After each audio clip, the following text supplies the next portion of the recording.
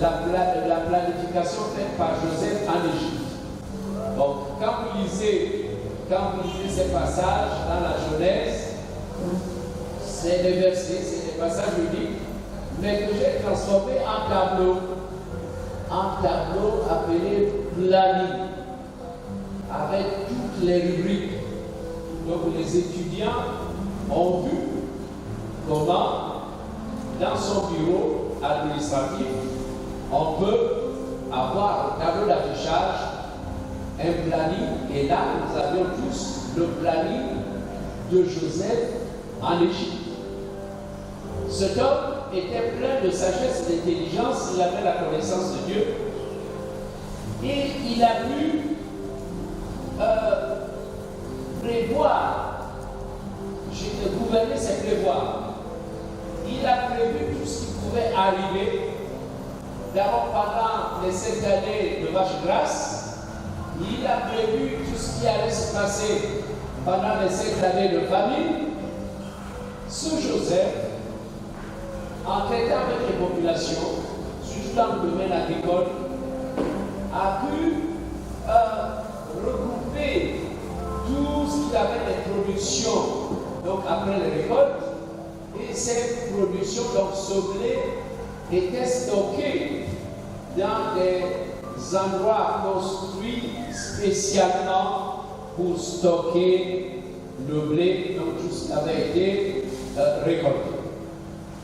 Ensuite, il a prévu des agences commerciales. Et il a prévu, n'est-ce pas, des bureaux comptables pour tout comptabiliser et présenter des bilans à Pharaon. Quelle intelligence! D'où est venue cette intelligence? Dans quelle école Joseph avait appris? Où avait-il appris la comptabilité? Où avait-il appris la gestion? Où avait-il appris le leadership et le management? L'homme était doté de capacités spirituelles divines. Amen. Amen. Alors quand je m'adresse à la jeunesse, vous êtes l'élite que le Seigneur attend. Vous êtes l'élite que le Seigneur attend, donc vous devez déjà vous préparer. Vous préparez à être un Joseph en Égypte. Moi qui vous parle, j'ai été un Joseph à la banque. Et je suis le leader, n'est-ce pas, que Dieu utilise depuis des années pour développer les assemblées de Dieu du Gabon. Et ce qui m'étonnait, dans ma banque, c'est qu'on appelait Joseph, Jules Benjamin Kouar Joseph à la banque, pour m'envoyer, quand il y avait un séminaire des directeurs des banques d'Europe. Les directeurs des banques d'Europe en ce qui concerne le Crédit Lyonnais. Monsieur Kouar, vous allez représenter notre banque. Waouh! Et je me suis retrouvé une fois à Paris au milieu des directeurs de banques venus de toute l'Europe. J'étais là. Et mon nom a été communiqué à tous les gouverneurs, aux ministres. Mais est-ce qu'il y a un Gabonais qui peut s'occuper de nous? Ils hésitaient parfois d'aller chez les Blancs. Y a-t-il ici un Gabonais qui peut s'occuper de nous? Oui, c'est monsieur quoi. Pourtant, il y avait d'autres Gabonais. Il y avait l'autre plus instruit que moi. Il y avait quelqu'un il y avait un docteur en droit, il y avait des agents natifs de la maîtrise en sciences éco, qu'on appelle le master aujourd'hui, ainsi de suite. Il y en avait qui étaient dotés d'un haut diplôme en matière de gestion. Mais je suis monté. Oh, gloire au Seigneur. Amen, amen. Alors, je voudrais que vous vous prépariez à être des petits Jules Benjamin Kouar. Amen. C'est pas seulement Rodolphe qui va le dire, mais vous tous, vous devez le dire. Amen. C'est qu'en fait, j'étais ambitieux. ambitieux dans la recherche de Dieu. Vraiment ambitieux, au point que je disais, Seigneur, je veux te voir. Seigneur, je vois les anges. Tu as ouvert mes yeux. Quand je dors, je les vois. Ils rentrent dans ma chambre. Ils soufflent sur ma moustiquaire. Je suis au milieu d'eux. Jusqu'à aujourd'hui, je suis au milieu de ces anges. Ils viennent, ils me saluent. Parfois, je suis dans un récemment, j'étais assis dans un très beau bureau, et puis un ange est entré. Il m'a dit, mais non, moi, je veux travailler dans ce bureau. Tu ne vois pas que mon nom est là, c'est un bureau réservé. Alors, je me suis simplement levé avec le sourire pour laisser la place à l'ange. Je me suis réveillé. Amen. Quand je vais en vacances, dès que les congés sont finis, un ange vient me dire, ah, c'est maintenant le moment de reprendre le travail, c'est terminé les congés. J'avais une ambition, c'est de parler avec mon cher Seigneur Jésus. Et après, il est venu. Il est venu. Il m'a consacré, avant que l'église ne me consacre, j'ai assisté à la consécration céleste. Ensuite, une deuxième fois, il est venu sous forme de lumière. J'étais en difficulté dans les combats spirituels dans le cœur, mais Jésus est venu et la lumière a chassé le noir qui m'entourait. J'étais environné de ténèbres, c'était un grand combat et la lumière est venue et une voix est venue d'en haut. C'est le Seigneur Jésus qui rentre sous forme de lumière. Jamais en reculant, la lumière est venue m'envelopper. Vous savez, quand quelqu'un n'est pas fort, il va pleurer, il va se lamenter. Imaginez quand vous vendez, vos frères vous vendent, et vous devenez esclave, et qu'une femme vienne vous trahir, hein, vous accuser, on vous jette en prison. Et en prison, Joseph était toujours fort, aidant les autres en pleine prison, hein, donnant des explications des songes.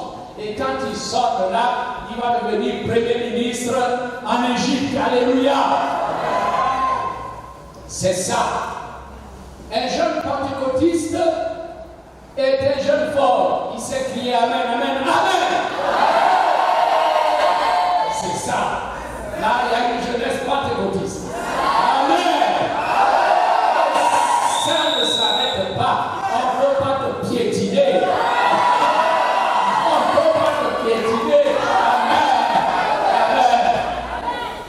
Ah non, parce que tu es un géant, tu es un général, tu es parti avec la force que tu as pour délivrer le Gabon. Amen. C'est avec vous que le Seigneur accordera la délivrance du Gabon.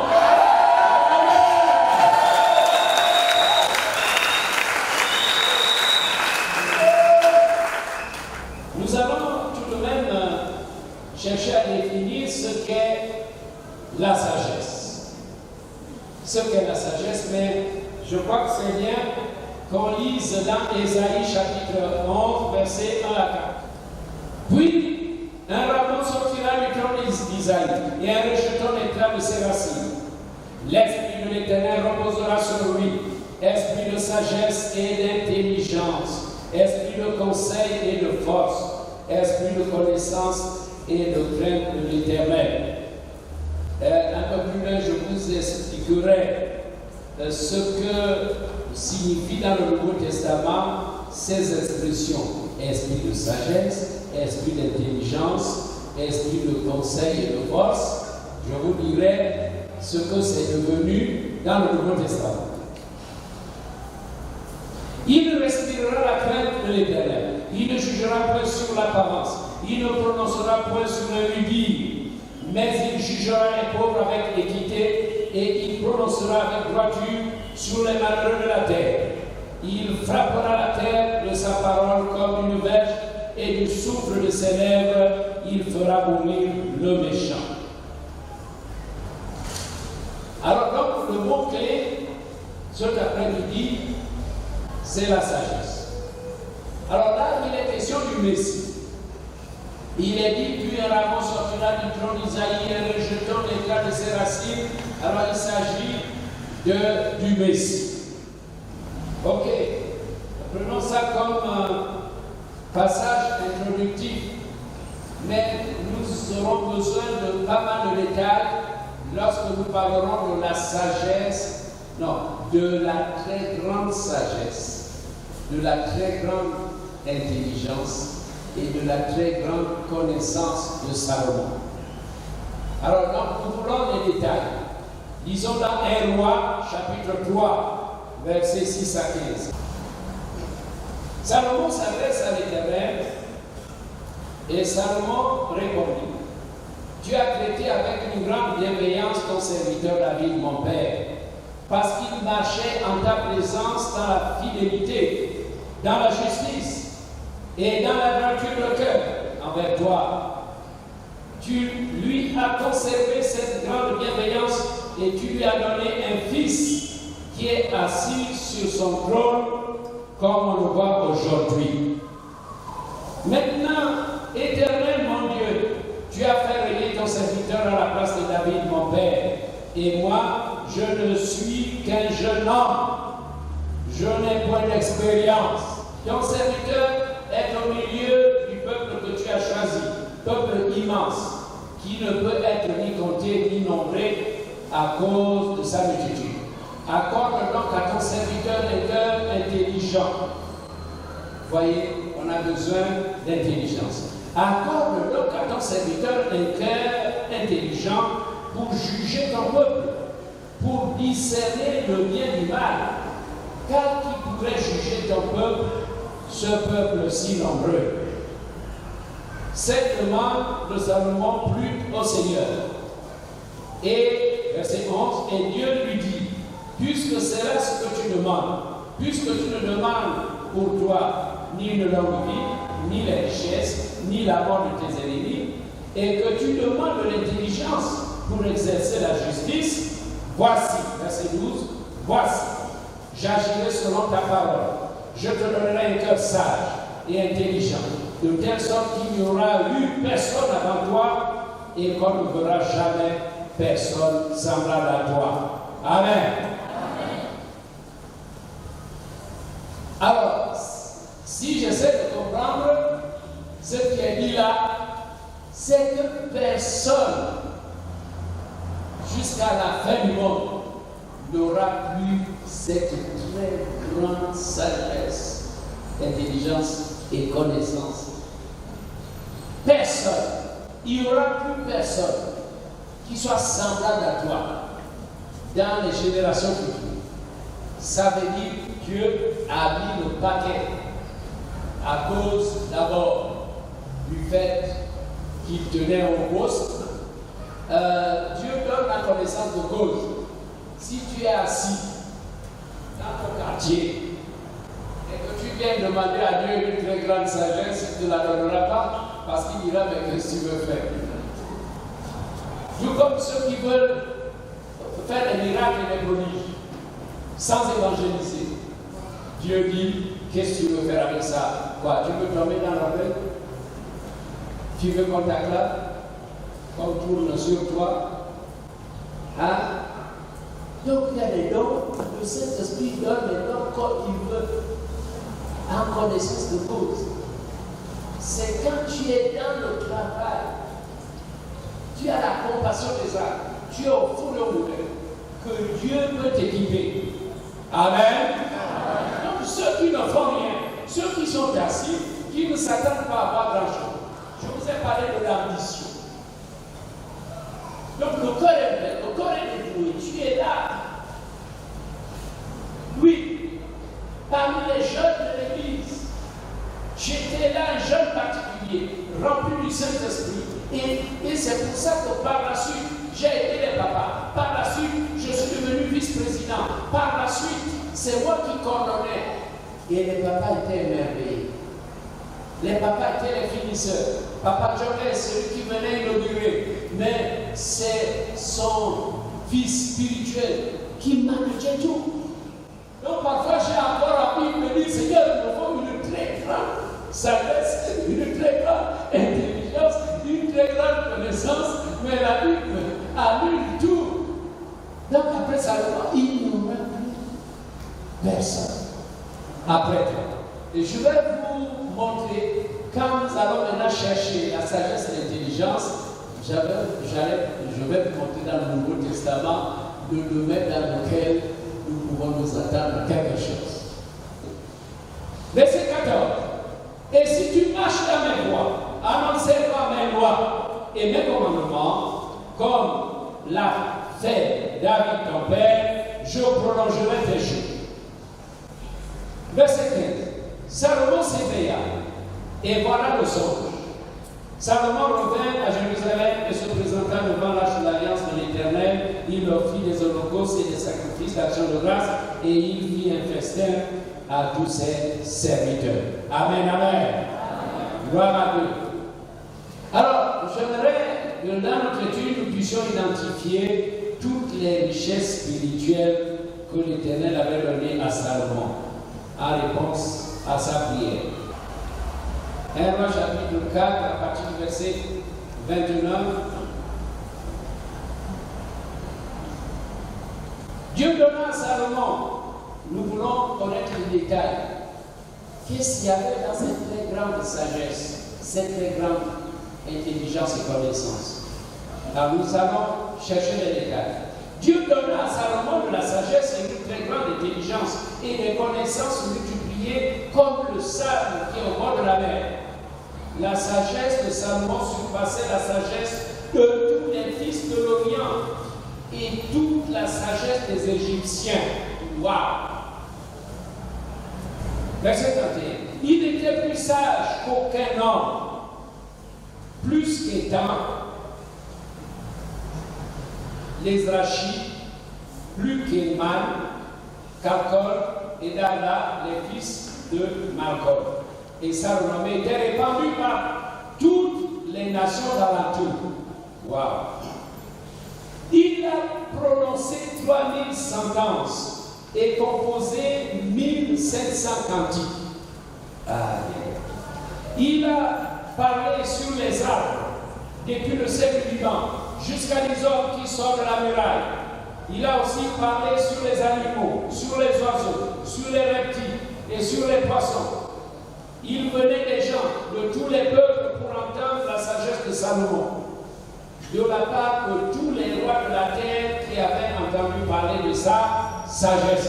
Nous commençons à voir en détail les richesses contenues dans cette très grande sagesse et son intelligence. Et donc, quand nous demandons la sagesse, il faut que nous ayons des objectifs fixés pour atteindre notre destinée. Que veux-tu? Que veux-tu que Dieu fasse de toi? Qu'est-ce que tu veux devenir? Tu es encore jeune. Que veux-tu devenir? Eh bien, tu n'es pas le jeune. Tu n'es pas le jeune que les pirates vont prendre en otage pour te détourner de ta destinée. Non. C'est toi qui ne sais pas que Dieu t'a choisi alors que tu étais encore dans le ventre de ta mère. Tu ne sais même pas qui t'a établi. Il y en a qui sont établis depuis le ventre de leur mère. Regardez, ce qui étonne et ce qui peut nous bouleverser, c'est la situation de Saul de Tarse. Saul de Tarse est quand même rabbin. Il a été formé au pied de Gamaliel. C'est un géant. Il est pharisien. Eh bien, mais il persécute l'Église. Il ne connaît pas Jésus-Christ. Et c'est seulement quand Jésus-Christ va l'attraper, le jeter par terre, lui parler, lui ouvrir les yeux, qu'il saura qu'il avait un appel. Non, mais jusque-là, le grand Saul de Tarse ne sait rien. Il est un homme qui ne sait pas qu'il avait été choisi depuis le sein de sa mère, que Dieu l'avait établi depuis le sein de sa mère. Donc, peut-être que tu es dans cette situation-là. tu te dis, moi, je n'ai pas d'appel. Qui te dit que tu n'as pas d'appel? Tu as un appel. Amen. Je te dis ce soir que tu as un appel. Mais tu as qu'à me dire, mais moi je suis une fille. Non, tu as un appel. Amen. Mais peut-être que tu te dis, non, mon grand-père était sorcier, donc il y a rien de bon. Il y a rien de bon chez nous. Non, Dieu s'est coupé le cordon ombilical. Et toi, il t'a choisi. Tu as un appel. Amen. Ce que nous devons tous faire, ce que vous devez tous faire, c'est de vous mettre au travail comme des fourmis. Que toute la jeunesse de l'Assemblée de Dieu se mette au travail. Amen. Amen. Mettez-vous au travail comme le jeune Daniel qui a fait chanter. Je l'aime bien parce que je sais que c'est un futur Joseph. Amen. Toi aussi, tu es un futur Joseph. Amen. Oh, gloire à Dieu. Dieu a prévu des choses merveilleuses pour toi. Disons maintenant au chapitre 10. Chapitre 10, verset 4. Verset 4. Chapitre 10, verset 4. Nous sommes toujours dans les rois. Il est dit que la reine de Séba vit toute la sagesse de Salomon et la maison qu'il avait bâtie, et les mains de sa table, et la demande de ses serviteurs, et les fonctions, et les vêtements de ceux qui le servaient, et ses chansons, et ses holocaustes qu'il offrait dans la maison de l'Éternel. Tout était organisé. La table, la façon dont le couvert était fait, la façon dont les serviteurs s'habillaient, ils étaient en tenue de maître d'hôtel. Et c'est pour ça, n'hésitons pas de faire en sorte que la chorale soit en tenue, que le groupe louange soit en tenue, que ceux qui sont à l'accueil, à la sécurité soient en tenue, qu'il y ait vraiment des tenues, n'est-ce pas? Dans la maison d'un grand roi, les serviteurs doivent être en tenue. Un jour, je disais à la femme de ménage chez moi, je veux te voir en tablier. Pour que lorsque les gens viennent, ils ne te confondent pas dans ma rose à toi. Donc, un étranger vient et dit bonjour madame. Non, c'est la ménagère. C'est pas madame. Donc, là, il faut que la ménagère ait son tablier. Alors, on peut dire à la ménagère, où est la patronne? On ne confond pas, mais où est la patronne? Elle est dans la chambre. Oui, la sagesse bâtit la maison. Amen. Mais comment donc bâtir la maison jeunesse? Comment allez-vous bâtir l'édifice jeunesse? Jeunesse des ADG. Alors vous devez bâtir ce grand édifice, la jeunesse, ou bien les jeunesses des assemblées de Dieu du Gabon. Donc pour ce faire, il vous faut la sagesse et l'intelligence. La crainte de l'Éternel est le commencement de la science.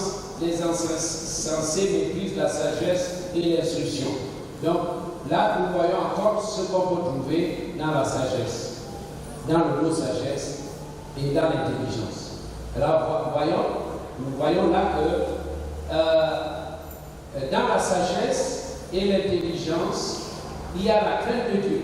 La crainte de l'Éternel est le commencement de la science. Les insensés méprisent la sagesse et l'instruction. C'est bien de savoir ça. Au chapitre 2, Proverbe, chapitre 2, verset 6.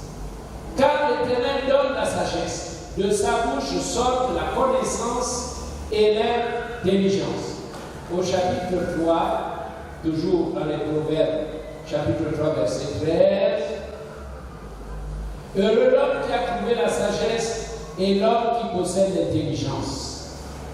Ah, ça c'est intéressant. Proverbe 8. Proverbe, chapitre 8, verset 11. Car la sagesse vaut mieux que les perles, elle a plus de valeur que tous les objets de prix. Je suis en train de vous dire que l'étude de cet après-midi est très importante. Très importante dans la continuité, dans le travail de recherche que tu vas faire. Tu priais beaucoup, tu as une longue liste de sujets, mais tu n'as pas abordé le sujet clé. Comme tu es jeune et tu as de longues années devant toi, tu as, n'est-ce pas, le cheminement vers ta destinée. Et peut-être que tu as commencé à travailler, on commence à te responsabiliser. Mais nous n'avons pas encore abordé le sujet clé, la sagesse.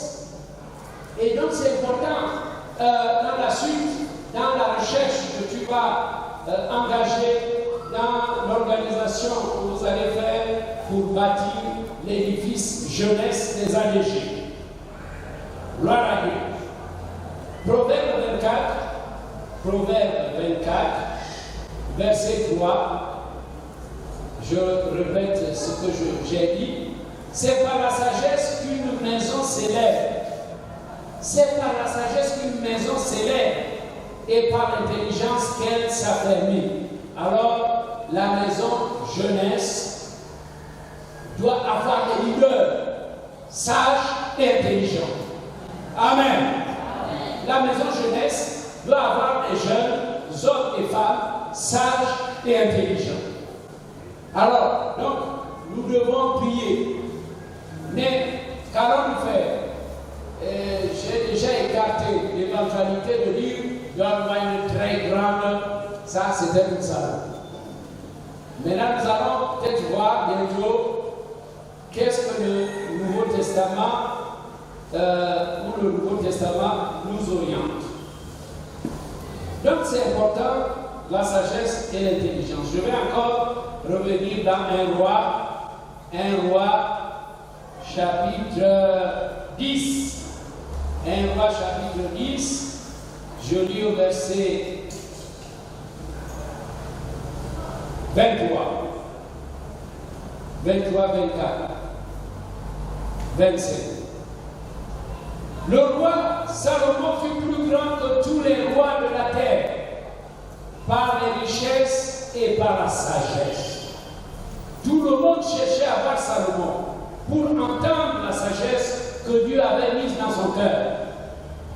Et chacun apportait son présent, les objets d'argent et des objets d'or, des vêtements, des armes, des aromates, des chevaux, des mulets et des mulets, et il en était ainsi chaque année. Et dans le fonctionnement de Salomon, verset 26, Salomon rassembla les chars et de la cavalerie. Il avait 1400 chars et 12 000 cavaliers qu'il plaça dans les villes où il tenait ses chars à Jérusalem près du roi. Le roi, verset 27, le roi rendit l'argent aussi commun à Jérusalem que les pierres et les cèdres, aussi nombreux que les sycomores qui croissent dans la plaine. Donc, ce fut un bon roi dans le développement économique du royaume. Il y avait un développement économique et un développement commercial. L'argent circulait convenablement. Tout le monde pouvait avoir l'argent. L'argent était à portée de main. Voilà son intelligence a fait de lui un bon roi. Et c'est pour ça que nous devons prier pour ceux qui nous dirigent, que Dieu leur donne la sagesse. En fait, le problème que nous avons en Afrique, c'est un problème de manque de sagesse et d'intelligence. Il faut avoir la sagesse pour ne pas détourner ce qui appartient au peuple. Il faut de la sagesse pour qu'on ne mette pas la main dans la caisse. et prendre ce qui peut permettre au peuple de connaître une vie prospère. Voilà ce que les États africains font.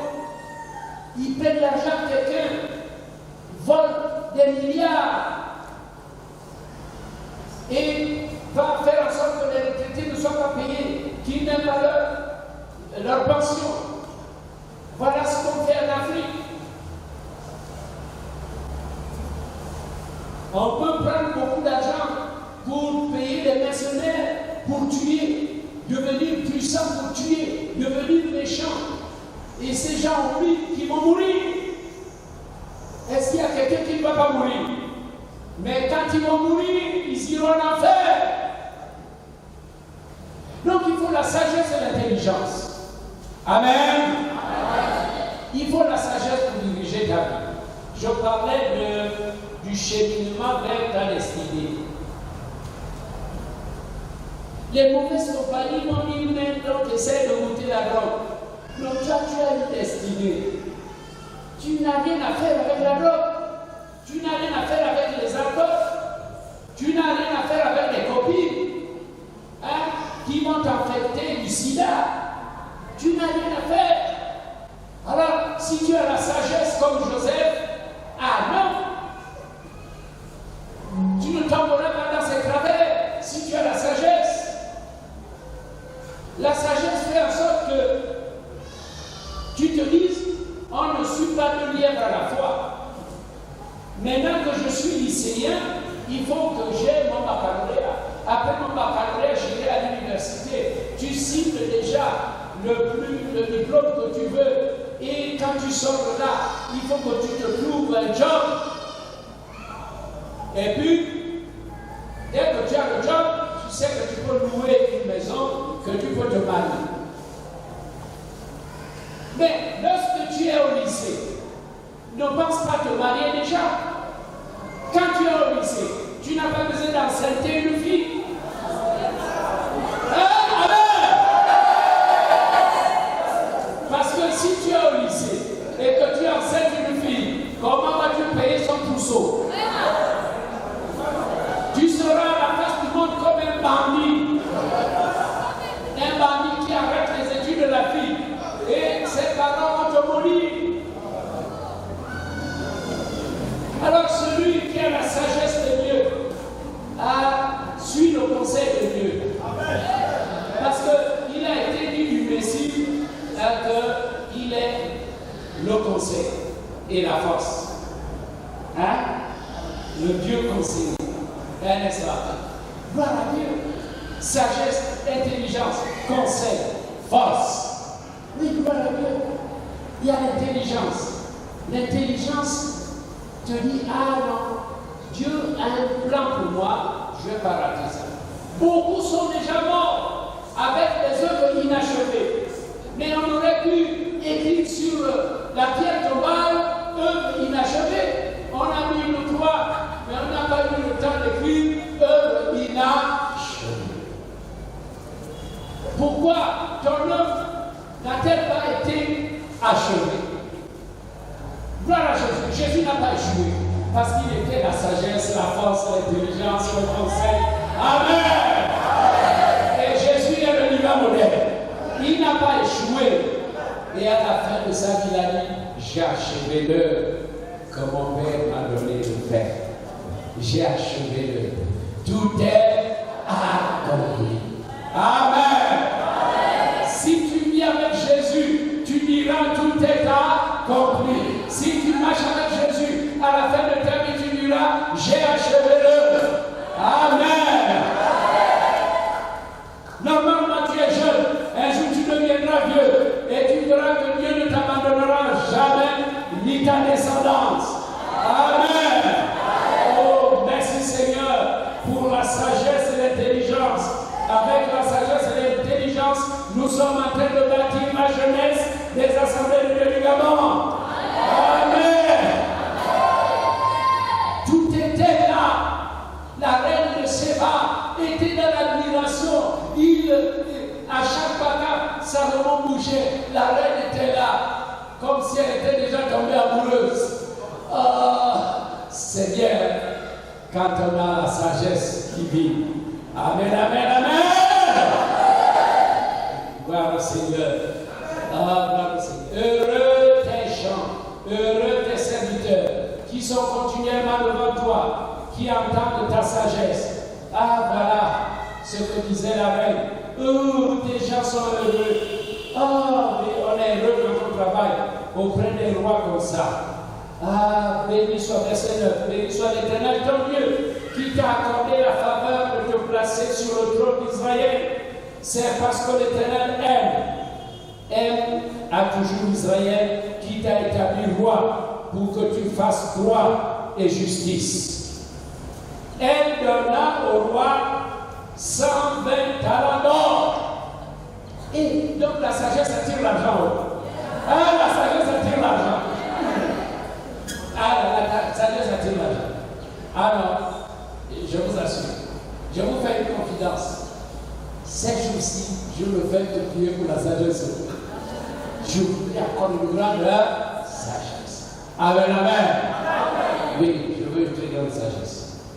Alors, elle donna au roi 120 talents d'or, une très grande quantité d'aromates et des biens précieux. Il ne vint plus d'autant d'aromates que la reine Séba en donna au roi Salomon. Aïe, aïe, aïe, aïe, aïe. Le roi, verset 12, le roi fit avec le roi de Santal des balustrades pour la maison de l'Éternel et pour la maison du roi, et des harpes et des luttes pour les chants. Il ne vint plus de ce roi de Santal et on n'a plus vu jusqu'à ce jour. Vous voyez, la sagesse fait des choses magnifiques. Nous devons aussi embellir nos temples, n'est-ce pas? Que les temples. Alors, je suis toujours reconnaissant parce que je félicite la jeunesse d'Hébron qui a aménagé ce podium. Voyez, ce podium, c'est l'œuvre de la jeunesse d'Hébron. Amen. C'est pour dire qu'il y a déjà un début de sagesse chez les jeunes d'Hébron, n'est-ce pas?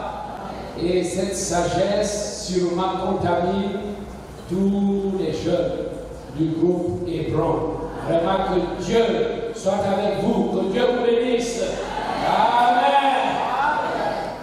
Le roi Salomon, verset 23, fut plus grand que tous les rois de la terre par les richesses et par la sagesse. Alors, je voudrais vous donner quelques conseils précis. Quelques conseils précis. Un premier exemple.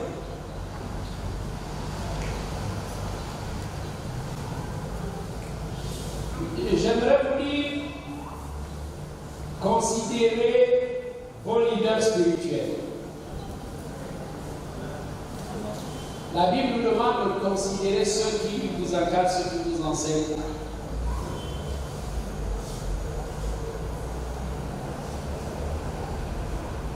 En Hérode, un orateur avait dit, celui qui t'a conduit de jour, de nuit, quand tu ne voyais rien, tu étais ignorant. Tu étais comme dans la nuit. Un nouveau-né, le nouveau-né, il ne voit pas, il ouvre les yeux, mais il ne voit pas. Il ne voit pas bien. Alors, celui qui t'a conduit de nuit, quand tu ne voyais rien, il t'a dit, attends, tu marches là. Non, mais fais attention. Attention. Argent, fais une bonne argent, il passe. Alors, si quelqu'un t'a conduit de nuit, fais confiance quand il te conduit le jour. C'est-à-dire que toi maintenant tu vois le jour, tu n'es plus dans la nuit. Tu vois comme lui le conducteur voit. Mais attention, le conducteur a une grande expérience. Il a une grande expérience. Et c'est pour cela qu'il faut faire attention. Je vais vous dire que tout pasteur est doté d'un don. Un don qui s'appelle la parole de sagesse. Je vous ai dit que les richesses qu'on voit dans l'Ancien Testament, que le Seigneur avait donné à Salomon, dans le Nouveau Testament, je vous le dis maintenant, sont transformées en dons. Ça veut dire que quand nous allons demander, ne demandons plus comme Salomon a dit, Éternel, donne-moi la sagesse et l'intelligence. C'était vague. Donne-moi la sagesse et l'intelligence. Donc, cette prière-là peut ne pas passer. Comme beaucoup ont déjà demandé la sagesse et l'intelligence, ils n'ont rien vu. Parce que maintenant, c'est transformé en don. Un don qui s'appelle la parole de sagesse, la parole de connaissance, et ainsi de suite, suivi d'intelligence. Alors, qu'est-ce qu'il faut faire pour avoir un don? Quelles sont les étapes? Qui peut me dire? N'hésitez pas à répondre. Avant d'arriver au don, on passe par quoi? On est sauvé, n'est-ce pas? On est baptisé, n'est-ce pas? Et il y a quelque chose d'important après. C'est le baptême dans le... Et c'est quand tu es rempli du Saint-Esprit que les dons peuvent germer, ainsi que le fruit de l'Esprit. Alors, pour avoir la sagesse, dans le Nouveau Testament, c'est en termes de dons spirituels. C'est en termes de dons spirituels. Et je disais tantôt que tout leader, tout pasteur a ce don. Dans les capacités ministérielles que Dieu donne, selon Ephésiens 4, à partir du verset 11, dans l'éventail des ministères, ce sont des dons de Christ à l'Église et chaque don a une capacité. Et c'est pour cela que nous faisons le distinguo entre celui qui est consacré pasteur, suite à un appel, après une formation. Je fais la différence entre un pasteur qui a la vocation et un frère qu'on établit simplement ancien parce qu'il a de l'expérience. Alors, c'est que celui qui a été appelé, qui a la vocation, qui est établi, a une capacité ministérielle. Et dans ces capacités, il y a des dons, dont la parole de sagesse. Dans les entretiens, la parole de sagesse va fonctionner. Dans le conseil, il a aussi l'esprit de conseil. C'est ça, ce sont les capacités. L'esprit de conseil, l'esprit de force. Ça se trouve dans le ministère. Quand le ministère n'a pas ça, c'est un ministère qui va chercher à genoux. Alors je disais qu'il faut considérer ce que l'homme de Dieu qui t'a conduit de lui. C'est vrai que tu vois clair, tu as été à l'école biblique, tu vois maintenant bien, mais n'oublie pas le Dieu qui t'a conduit de lui. Et il est toujours bien placé pour te conduire le jour. Est-ce que c'est clair? Je peux avoir une amène là-bas? Je peux avoir une amène ici? Je peux avoir une amène là? Je peux avoir une amène ici? Je peux avoir une amène là? Amen, amen, amen. J'arrive au Cameroun en 1977. En 1978, j'épouse Maman Rose. Il y en a qui connaissent l'histoire. Il y en a qui connaissent cette histoire. Je quitte Libreville avec mon père spirituel, Papa Djobé, président de l'Assemblée de Dieu du Gabon. Nous partons au Kenya, à Nairobi, pour participer à une conférence de Billy Graham.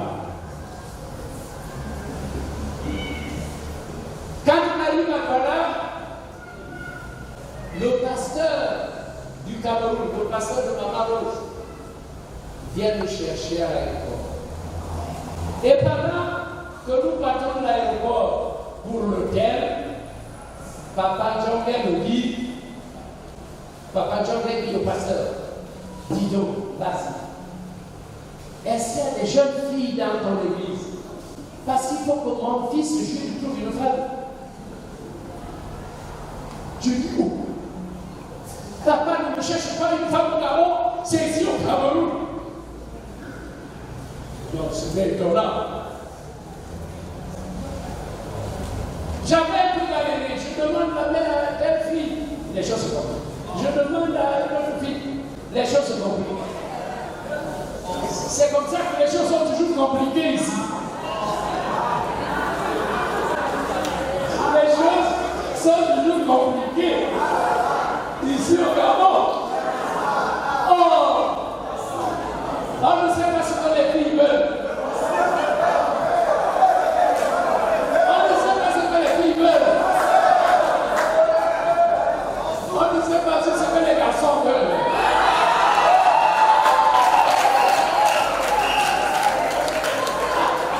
Ah ça, là il y a la réplique.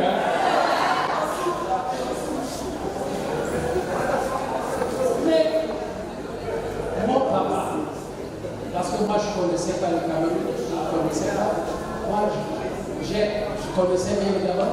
Mais papa n'a jamais pensé à moi au Gabon. Mais nous sommes à Douala. C'est à ce moment qu'il demande à son fils, le pasteur du Cameroun, mais qu'il dit, est-ce qu'il y a des jeunes filles dans ton assemblée? Parce qu'il faut que je lui trouve une femme.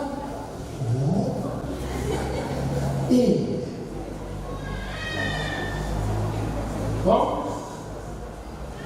dans un pays, il y a les bonnes femmes, il y a les mauvaises femmes. Et l'essentiel est que Dieu trouve pour toi, n'est-ce pas? Alors c'est à partir de ce moment que je vais me dire, puisque l'homme de Dieu a parlé, donc la volonté de Dieu est que je épouse une Camerounaise. Regardez comment la sagesse vient dans mon esprit. Si je n'avais pas été sage, je n'allais pas épouser Maman Rose, qui est la vraie femme de mon ministère. Amen.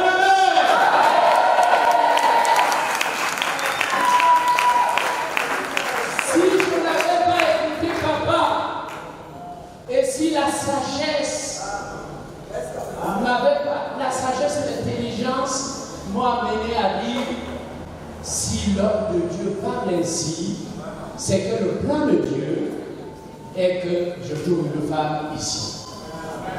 Vous voyez la sagesse et l'intelligence. Sinon, j'allais tout rater. Mais Dieu m'a donné une femme. Et la particularité de Maman Rose, elle est toujours dans l'intercession. Elle prie plus que son mari. Elle est dans l'intercession et soutient mon ministère. Donc ceux qui sont au ministère doivent avoir des femmes comme ça. Des femmes qui passent leur temps dans la prière. Toi, tu penses pouvoir épouser un pasteur, mais est-ce que tu pries? Tu veux épouser un pasteur, est-ce que toi tu pries? Il faut commencer par prier. Voilà, et Dieu te donnera, il te mettra le main pasteur, et tu soutiendras le ministère. Il ne faut pas s'embarquer dans le ministère comme ça. Il ne faut pas amener le ministère. Il ne faut pas être un chaland pour le ministère. Il faut encourager le ministère.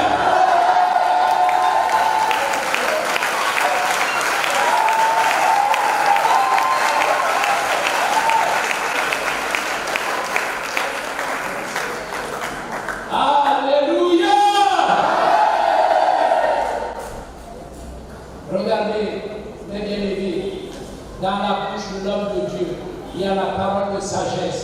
Et cette parole de sagesse ressemble à une prophétie. Quand l'homme de Dieu parle. Vous avez entendu le témoignage de Papa Amalek? Il a des puissants témoignages. J'ai parlé avec Papa Jules toute une nuit. Voilà ce que Papa Jules m'a dit. Lorsque mes études ne marchaient pas, rien ne marchait, j'étais bloqué. Cet homme a prié pour moi. Et moi, j'ai avancé pour avoir 2 diplômes d'ingénieur. Je suis 2 fois ingénieur. la parole de sagesse ressemble à une prophétie.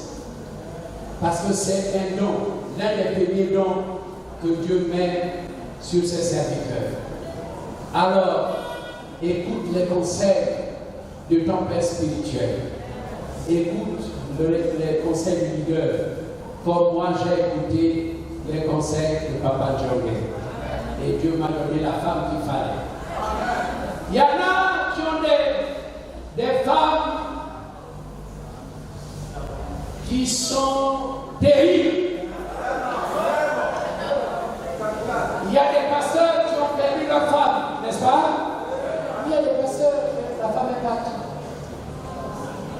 C'est lui. D'autres ont encore des femmes à la maison, mais c'est la souffrance. Donc il ne faut pas se tromper dans ce domaine-là. Il ne faut pas se tromper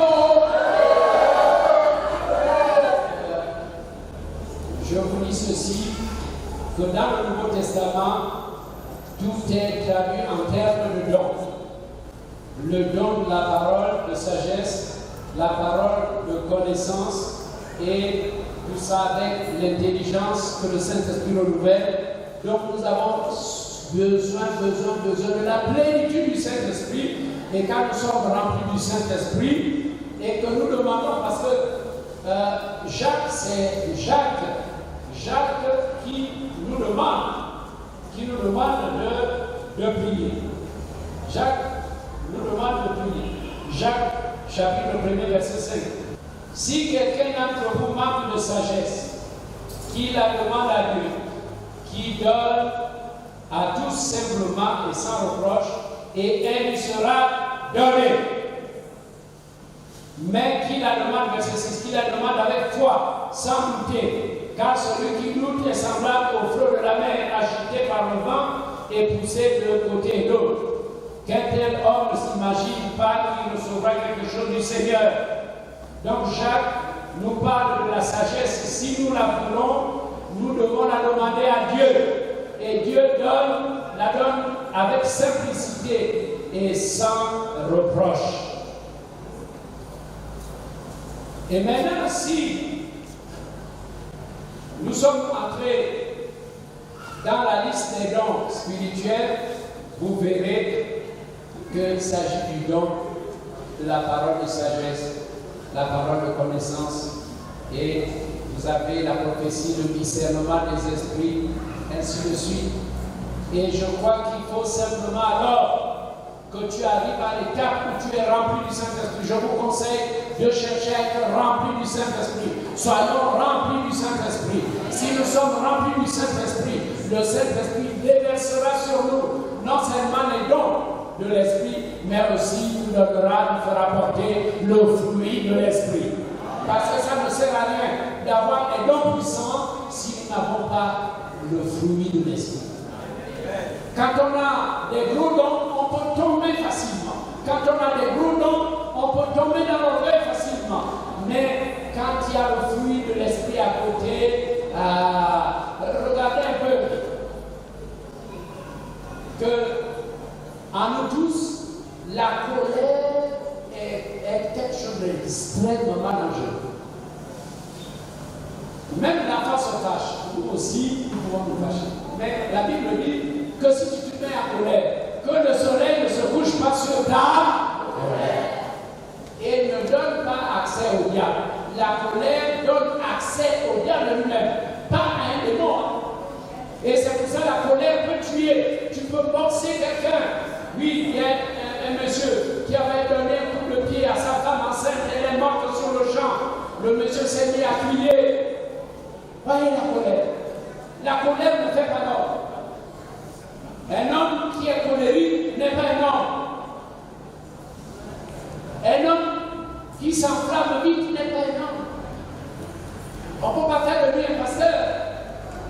Un pasteur, c'est un homme calme et posé. Amen. Ne cherche pas à devenir pasteur si tu as trop de colère en toi. Il faut mettre en toi le fruit qui est la tempérance, la patience, la douceur. Amen. Voyez mes frères, que le Saint-Esprit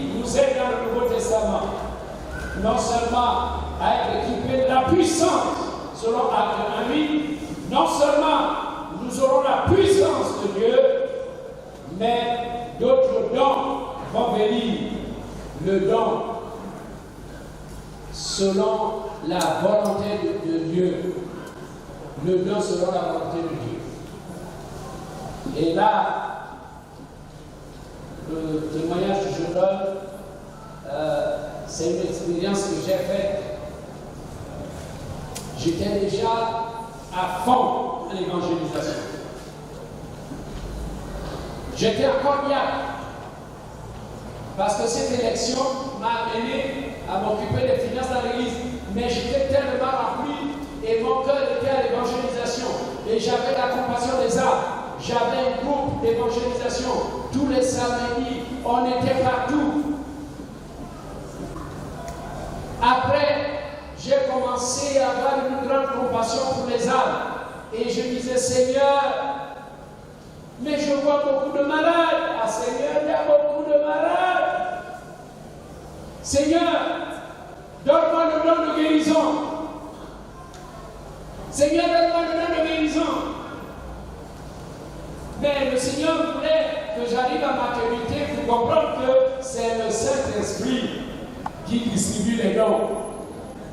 Et qu'il me fallait la plénitude, et que je me mette au travail, que je prie beaucoup pour les malades, le Saint-Esprit allait faire l'affaire. Parce que lui, il est la puissance et la force. Et pendant que je demandais le don de guérison, Dieu m'a parlé ma prophétie.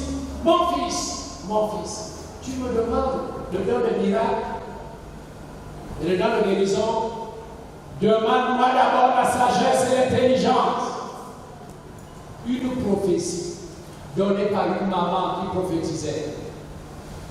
J'ai dit, je me suis mis à genoux. Seigneur, pardonne-moi. Seigneur, pardonne-moi. Oui, maintenant, Seigneur, je te demande la sagesse et l'intelligence. Je ne savais pas que Dieu me préparait pour devenir président. Et pour être le président que je suis depuis des décennies, il a fallu la sagesse et l'intelligence. Pour diriger même des papas, des vieux. J'étais le président de mon père. J'affectais mon père. Dis, papa, je t'affecte. Tu viens ici, dans telle église. Et je te nomme conseiller, tu seras mon conseiller. Alors, pour diriger tous les vieux que vous avez vus pendant des années, il m'a fallu avoir la sagesse et l'intelligence. Amen. Donc à partir de maintenant, demande la sagesse et l'intelligence. Peut-être que tu seras un jour président. Peut-être que tu seras un jour président de la République. Peut-être un jour tu seras premier ministre. Peut-être tu seras ministre. Peut-être tu seras pasteur. C'est-à-dire ministre du culte. C'est un poste trop élevé d'ailleurs. Oui. Non. Ministre du culte, c'est plus haut que ministre de la République. Alors, commence déjà à demander la sagesse et l'intelligence. Vraiment que Dieu bénisse la jeunesse. Que Dieu vous bénisse. Que Dieu vous élève. Que Dieu soyez bénis. Soyez bénis.